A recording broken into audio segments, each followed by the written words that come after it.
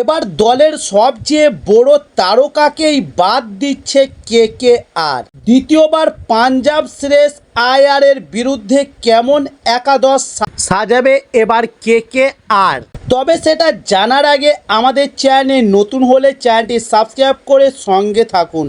চলুন শুরু করি। ইন্ডিয়ান প্রিমিয়ার লিগের এই মৌসুমে কিছুতেই সেরা সময় ফিরে পাচ্ছে না কলকাতা নাইট রাইডার্স। তবে গতবারের ডিফেন্ডিং চ্যাম্পিয়নদের অবস্থা এবারে একেবারেই শোচনীয়। রয়্যাল চ্যালেঞ্জার্স ব্যাঙ্গালুরুর বিপক্ষে নাইটদের দুর্দশার পরই অনেকেই বুঝে গিয়েছিলেন যে চলতি মৌসুমে হয়তো প্লে অফে ওঠা হবে না কেকেআরের।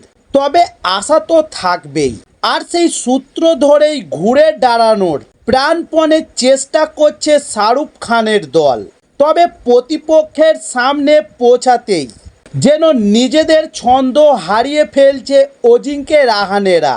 তবে শেষবারের মতো নববর্ষের বৈশাখী সন্ধ্যায় পাঞ্জাবের কাছে লজ্জার হারের পর গত সোমবার ফাস্ট বয় শুভময় গিলের গুজরাটের সামনেও একেবারে মুখ থুবড়ে পড়েছে কেকেআর।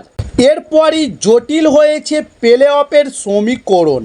বর্তমানে 6 ম্যাচের 5টিতে জিততে পারলেই প্লে অফ নিশ্চিত করতে পারবে রাহানের কেকেআর। তবে যার মধ্যে প্রথমটিতে মুখোমুখি হচ্ছে সেই পাঞ্জাব কিংসের। তবে সেই ম্যাচ সত্যিই নাইটদের কাছে মর্যাদা রক্ষার। তাই এবার কাজেই পাঞ্জাবের বিপক্ষে ঘুরে দাঁড়াতে একেবারে শক্ত সমর্থ একাদশ নিয়ে মাঠে নামবে রাহানেরা। তবে চলতি ইন্ডিয়ান প্রিমিয়ার লিগ মৌসুমে তাকে নিয়ে একের পর এক ব্যর্থতা দেখতে হচ্ছে নাইটদের। তাই এবার অনেকেই বলেছেন তার চেহারা ছবি যা তাতে ক্রিকেটের সেরা সময় কাটিয়ে এখন অবসর নেওয়া ভালো। তবে দলের হয়ে এক সময়ে তাণ্ডব দেখানো ক্যারিবিয়ান তারকা অ্যান্ড্রে রাসেলকে চলতি সিজনে এখনও পর্যন্ত পুরনো ফর্মে পায়নি কেকেআর।